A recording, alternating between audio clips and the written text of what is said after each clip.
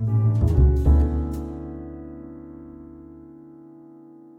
question for you is, are you currently in a place, or what are your thoughts on, do you view, have you come to a place where you feel like you have too much negative self-talk, or have you had to like reframe and like reconstruct the way that you speak about yourself or others? Has there ever been a time in your life? Are you there now, or what are your thoughts on it if you don't really struggle in that area? Okay, so I have struggled in that area, but I will say I've come a long way. But I will tell you guys this: it was a process. So how about this? When I realized that I could literally manifest or confess my future, it made me instantly start taking a whole lot of things back.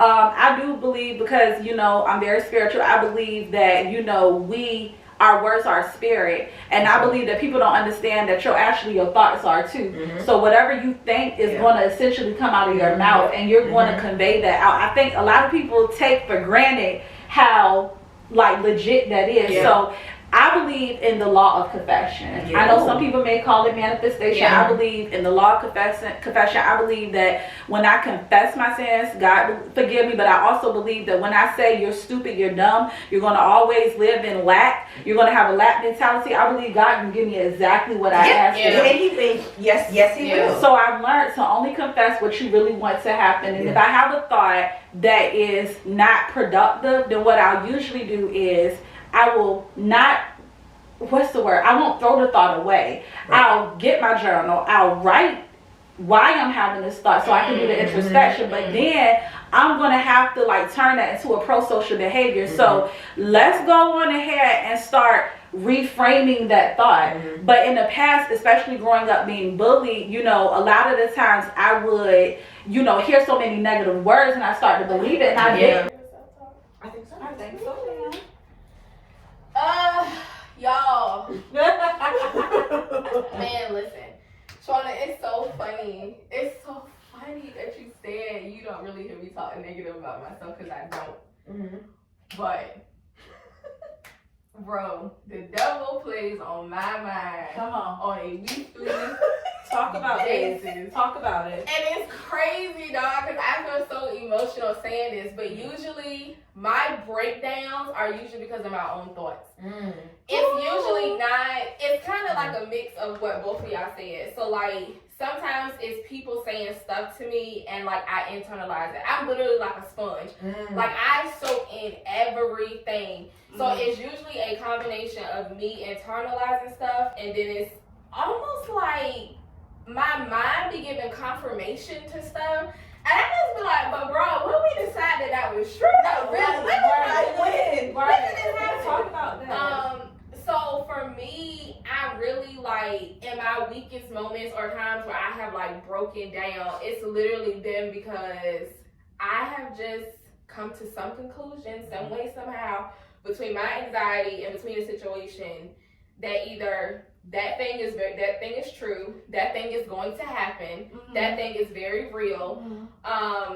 Then I just get myself in a state of fear. I get myself in a state of just, well, shit. I mean, it's no point in me trying. It's no point in me making this different because they said it, or, I'm believing it, so this thing must be true. You are speaking. And oh my God, my daddy used to tell me this all the time. Because I used to go to him and I used to tell him stuff, and he used to always be like, Brittany, you are your own worst enemy. He used to be like, can't nobody beat you up more than you beat yourself up. And to this day, and about to be 31 years old, that is something I still struggle with. Like, I feel like there are very few, I probably can name people on one hand who have offended me more than I've offended myself. The stuff I say to myself, the stuff I think about myself, the criticism that I give myself is far worse than what anybody has said it's funny to me. Because people be thinking, I think people look at all three of us as like, no, they're great. Because of our platform. No, and because of the stuff we say, they don't see us like that. That's why when Shawana was like, I rarely hear Brittany have a negative self-talk. I'm like, I just don't say it out loud. It's become a part part of my defense mechanism to not show that side of myself. But any insecurities and stuff like that, that shit ain't never been worse than when it has come from me. I probably got 3 people in my mind right now that have said some shit to me that stung. But outside of them, no. Anything that has been harsh, anything that has broke me down, anything that has kept me in anxiety and depression has been straight from myself. Like period. Dang, man, that's so crazy. But I think that's why our impact in the way that we decide to use our gifts, because it's a lot of podcasts. Come on, but how many podcasts talk about this kind of stuff? Exactly. I think it's because we struggle really hard with those things. Let's talk about it right now. But we work just as hard to try to improve it. Yes, and because of that, God is like, I need you to be able to say this in this way, so that other people who don't have the strength in their mind to to be like, no, this isn't right. I know I feel this and I think this, but I know God don't want me to, everybody just does not have that same way of processing stuff. So it's like, we go through it so much because he knows we're going to work just as hard and allow him to help us come out of it. It's like why are you teaching right now? Listen, it's funny that she would say that, right, Britt? Because I told you, I've always been a huge fan of y'all. So a lot of the times I will look through y'all stories just to get that positive message that I need. I hear that all the time. Me too. They're like, when you don't post, they be like, is something wrong? I'm like, no, I just need a break. And they're like, every day I look forward to your story. I look forward to it. That's what I'm saying, because my thing is like you were just saying, that's the reason why God has gifted us with this platform. I believe he gives us grace for things that we're really good at. You know what I'm saying? The thing, like I said, the things that we struggle with essentially becomes the things that he used to elevate us. But I will say this. Sometimes, it is important to reframe your thoughts, but sometimes you also need to hear it from other people. That's true. You know what I'm saying? Because I'm like Brittany, I am an empath, I am a sponge. So I typically take in everything and it don't have no filter to it. So I might take in the fact that you just said something that I don't like, but then I'm gonna also take in the fact that you give me a compliment. So I just feel like if you affirm me more, but pause on that thought. But a part of reframing your thoughts is also, I believe, using your love language on yourself. Oh, absolutely. For sure. So if my love language is positive affirmation, then I have to affirm myself more. You know what I'm saying?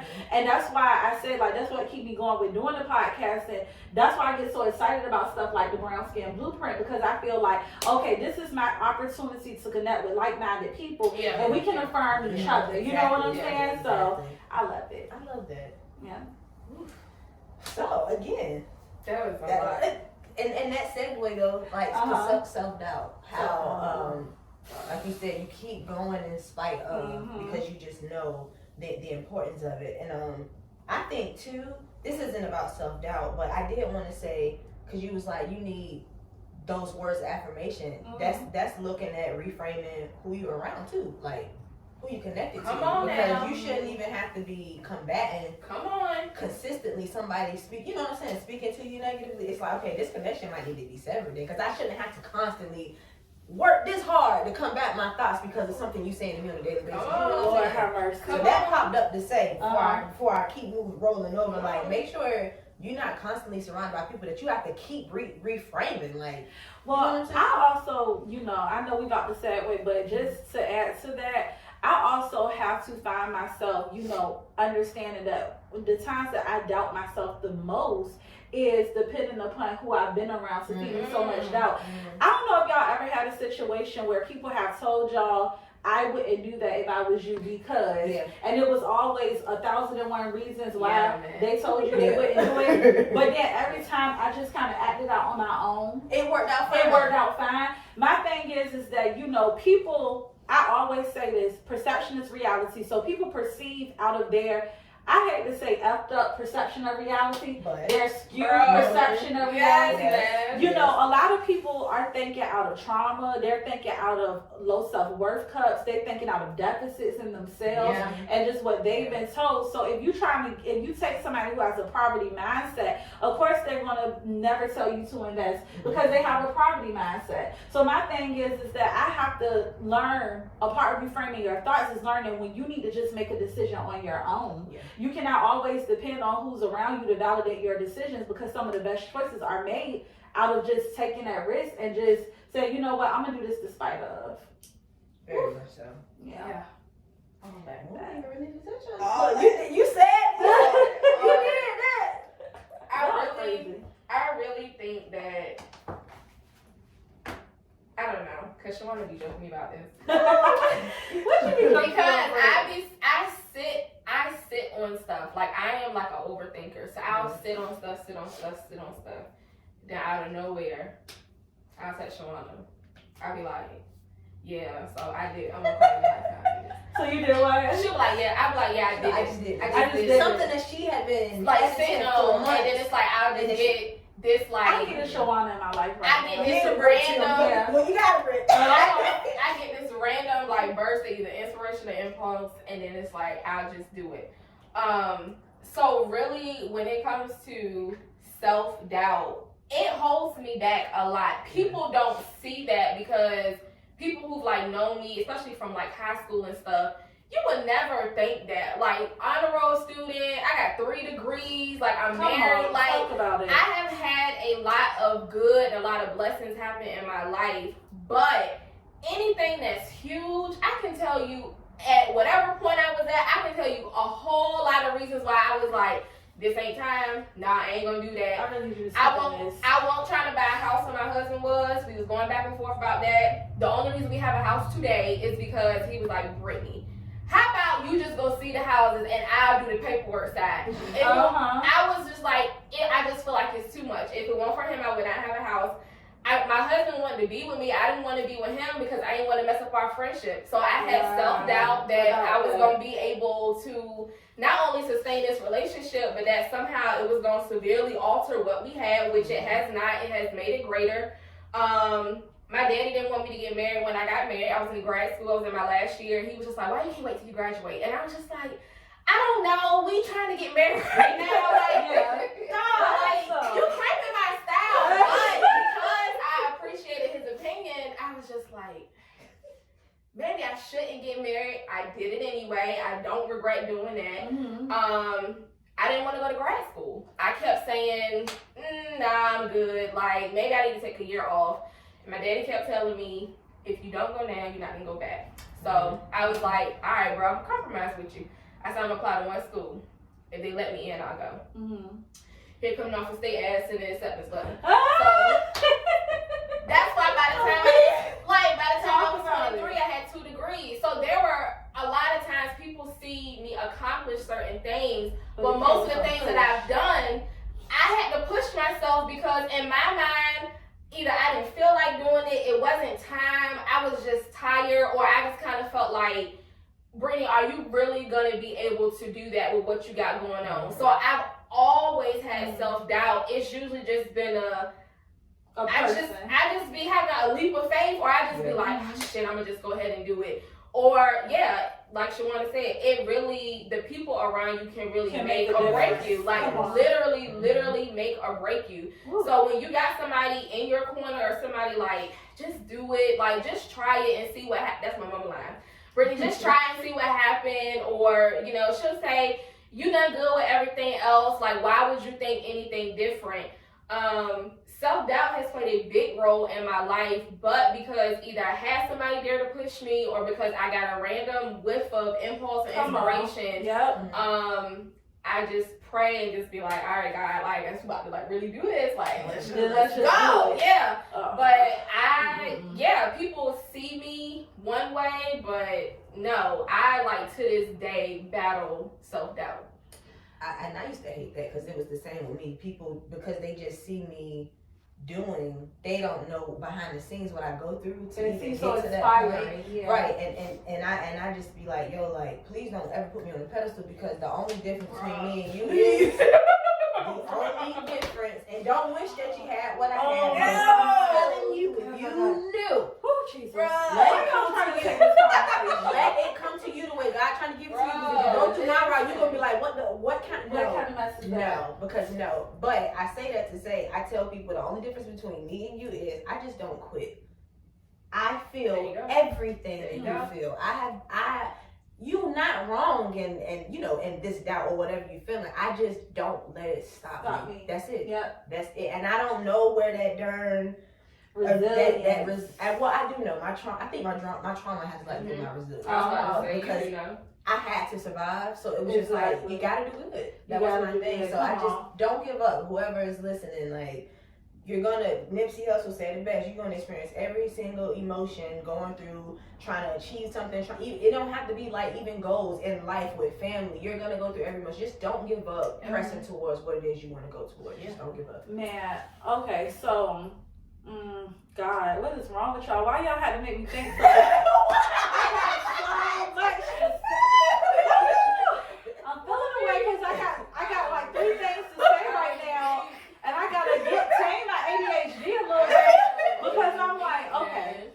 So the first thing I want to touch on is self-doubt as it relates to my experience in the past has been to self-sabotage. Because I doubted the situation, the process so much, I was self-sabotaging. For me, self-sabotaging would look like I would start and not finish it, or I just won't start because I don't think nothing is going to come good from the situation anyway. Here's the thing though, once I apply, or I'm like, Britt, I'm just like, 2 peas in a bucket, F it, I'm just about to do it. and now I will always see that God, like, people actually love your work. People actually like what you have to say, or this situation worked out for your good. You know what I'm saying? And it was like, dang, why even doubt the process anyway? I will say this though. One thing that helps me overcome self-doubt is not getting so rattled when it's a little bit of turbulence on my plane. I feel like when you're elevating, there's going to be turbulence, and I think the misconception is that we're going to coast. And we don't like really coast through life, so we don't have to doubt. Like, I've had times where, like, I was trying to submit a paper at the last final hour, and then I couldn't submit it the way I thought I was going to submit it, but the paper still got submitted. Right. You know what I'm saying? Right. But so I think, like, just being very mindful about, like, okay, guys, life happens. God might throw you a little monkey wrench, but at the same time, turbulence is to be expected if you're trying to elevate. So that helped me get through self-doubt is sometimes just learning to, like, be calm. Like, okay, you're going through a little phase right now. This is a little frustrating, but just be calm. Trust that if I got you to this level, I ain't about to just leave you without nothing and just drop you down back. You know what I'm saying? And I think the coasting is in understanding the turbulence so that when it comes, you don't, like you said, you don't get rattled. So really, in a sense, you're reframing your thoughts of what it means to coast. And now that you have a more realistic and real what coast means for your life, it can be real for your life. It don't have to look like what society says. Because like to me, okay, like for an example, like your bills get paid every month, right?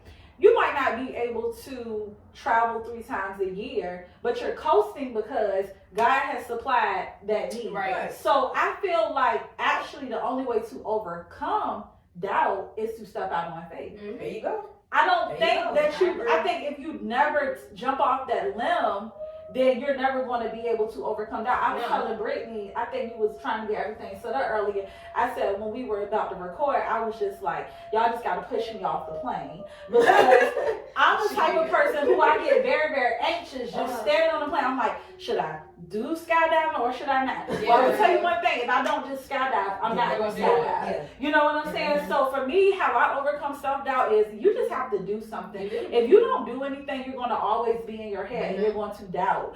Another thing about you said with the pedestal, a lot of the times I have a fear of failure because people put me on these unrealistic pedestals. Girl. Listen, the pedestals are made of glass or whatever.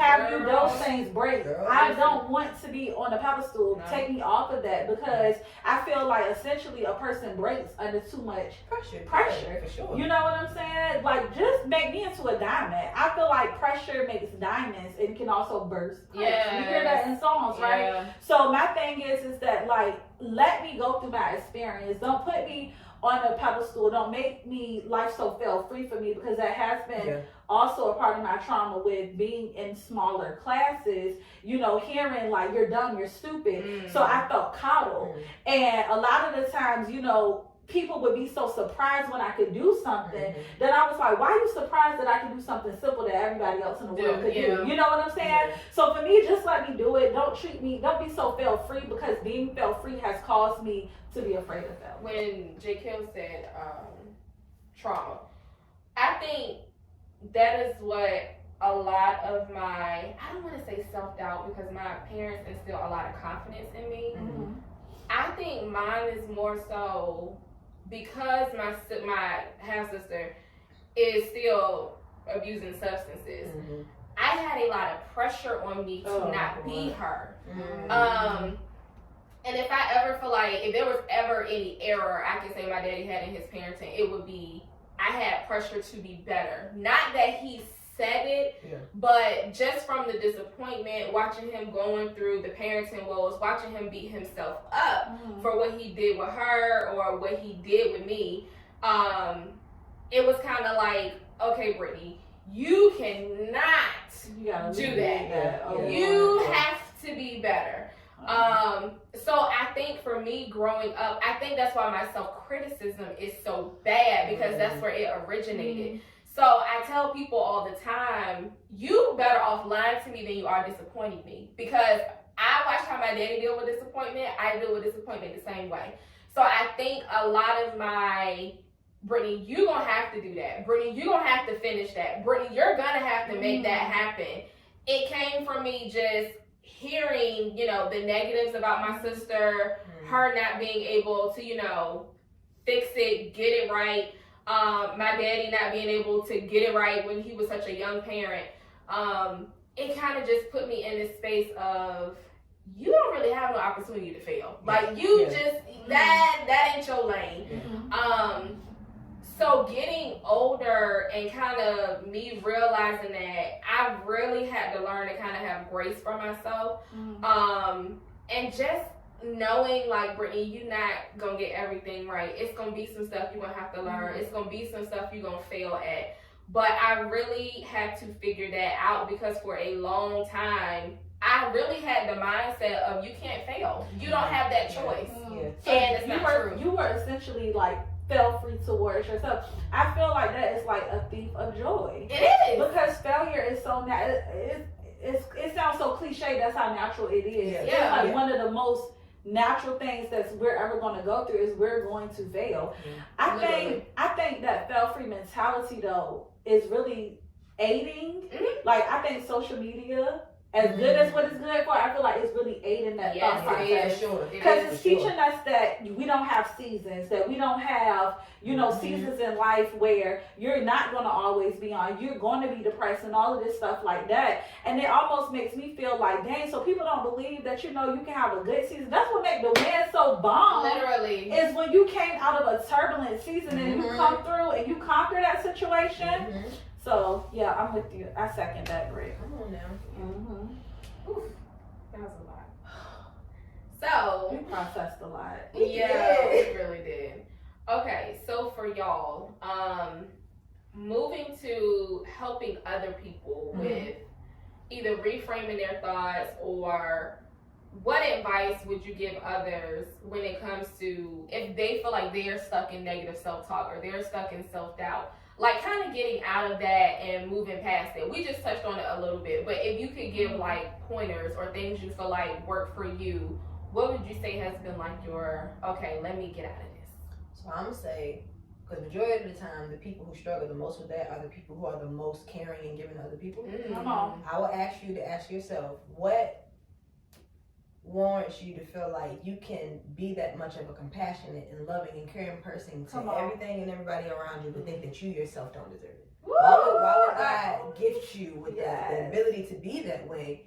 If it wasn't, it's coming out of you. That means it's for you. It's for you. So think about that before you continue to just give, and deprive. You know, think about just how much you need everything that you give. So I love that so much. I would say basically what Shawana said, but I would also say what helped me was that for a while in my when I was first elevating, because I feel like we always want to be elevating, was just really separating myself. And I know this sounds so bad because, you know, a lot of the times when you separate yourself, people have the tendency to think something is wrong. Yeah.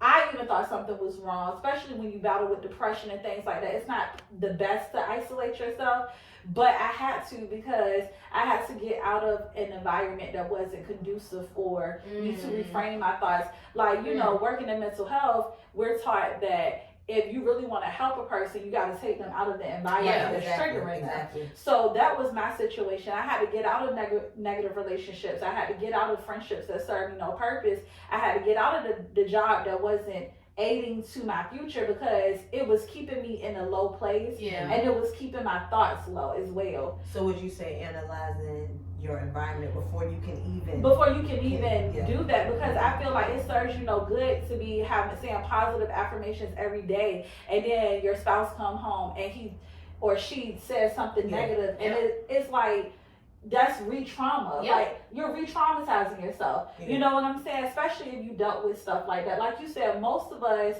who struggle with that are very compassionate, loving, empathetic people. So we absorb that information and we believe it to be so. I also say if you do get a negative thought though, like don't suppress it. You know what I'm saying? Deal with the thought. You know, like write it out, talk it out. Like you guys call each other. I call my best friends. I talk to people at church.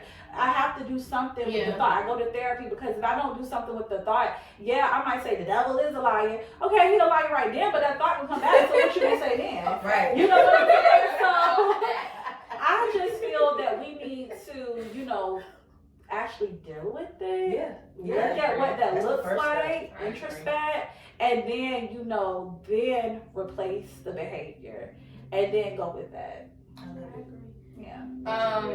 I would say same, going back to what I said earlier, you gotta dig into them layers. Like, where is this coming from? Why is this a part of your thoughts? Why do you believe that about yourself?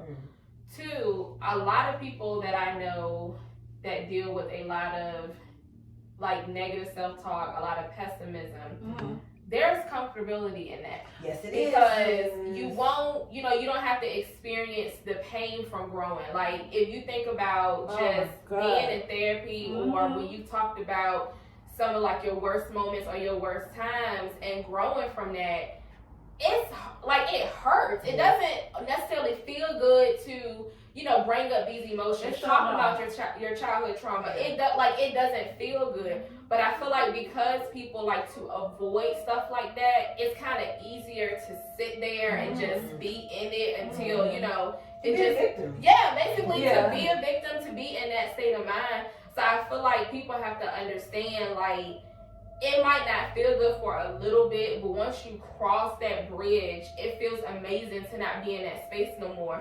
So I think you gotta ask yourself, like, are you comfortable where you at, or like, are you ready to grow and just let that be? But I definitely think it starts with you, and I also feel like it's what you feed yourself.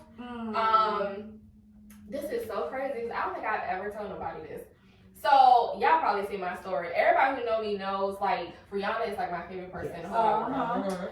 And nobody's ever asked me, because, like, you know, a lot of people like Beyonce. I like Beyonce, too. But Rihanna is, like, my person. And nobody has ever, like, really asked me, like, Brittany, why do you like Rihanna so much? So, my liking for Rihanna came out of when after her and Chris Brown had the stuff, and she went through her whole, you know, she was going out at black and shit, and she came out with the music. She was, you know, talking shit, talking about like busting windows and all this kind of stuff. For somebody who experienced bullying, for somebody who I silenced myself a lot of times for other people, I love that she stepped into this. I don't give a fuck what nobody say, what nobody think, this is me. So I really honestly like I loved her music, but I really like fell in love with her as an artist because she was so like, I don't give a fuck, I'm gonna do whatever. It was whatever. Yeah, like basically I was doing whatever. That was a good one. So it was like, for me, it really is about like what you feed yourself. So I was saying show on a podcast all the time. I be watching stuff on YouTube. I'm like, girl, you need to listen to this. Like, listen, watch this person. Listen to what they saying. That is so profound. I literally like have to feed myself on a daily basis. Like, it's sometimes like I'm notorious for I play the same shit over and over again. So I would like listen to my playlist over and over again. Like, if I hear new music, it's something that my husband play in the car and we was together. But it's times where I just be like, I don't feel like hearing no music this morning. So I look to a podcast or something like that. But I think people have to start being intentional. Like, what are you listening to? What are first thing too? Yes, first thing in the morning. Like, what are you hearing? Like, it's certain things I won't listen to or look at before I go to sleep. Like, it's stuff like that you kind of just got to make sure like you got all that covered, because if you don't, them thoughts will seep back in. They'll stay there and they won't go nowhere. But I really think it's all about the process of elevation and growth. I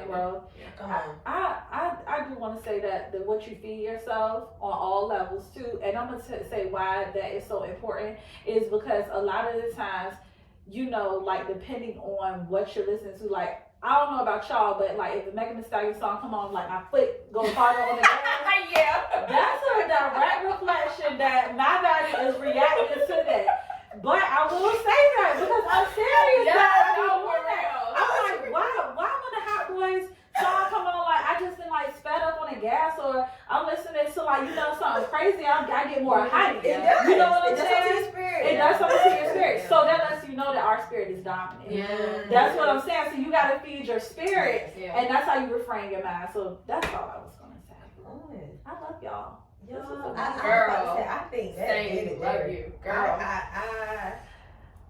I got to say that Bro, we might have to split this up. I told you. I said we're gonna have to do 2 episodes. Okay, she told me that. I knew. I was like, I just know. I said because I said it's gonna be so good that I feel like we're gonna want to stop it. Like, and I can tell that it just flows so organically, and that's one thing I like a good chemistry. You know what I'm saying? I will say this though, it's nice also to be in a room with like-minded people. Yes, girl, absolutely. It feels good. Man, listen. I knew the vibe was right when I walked in the house. Yes. And so, JK, we just want to thank you. Thank y'all for being willing to come and just being so transparent. Yes, I love y'all. Sharing your thoughts and this was amazing. I had so much fun, y'all. Y'all really. I took some stuff. I got some gems in my head. Girl, Brittany came out the gate though, because I told my little note going into rescue mode now. It's a red flag, the back down, and the step up. That's gonna be a quote. That's gonna be a quote. Right, and I'm gonna be that was good, girl. That was good. Drop your links and stuff. Okay, so Lord, why I get a brain freeze? Okay, so the Whole Story Sundays comes on every other Sunday at 7 p.m. It's on Facebook Live, which is my Facebook name is Jaquil Gilchrist. You guys can follow me on Instagram at The Holistic One, just like my name for everything. It's The Holistic One. My podcast is called The Whole Story Sundays, and you can find that on Apple Podcasts, Anchor, or wherever you listen to podcasts. And another thing I want to say is that the next episode of The Whole Story comes out on the 25th, and it's actually going to be with Brittany. So, you better know. And Shawana going to be up there soon. We're going to have to get a feature with the brown skin blue. It's gonna happen. I'm excited too. I'm ready. So, yeah, that's me, guys. So, we want to thank y'all for tuning in like always. Follow us on Brown Skin Blueprint on everything. Everything. And we will see y'all next time. Yes. Bye, y'all.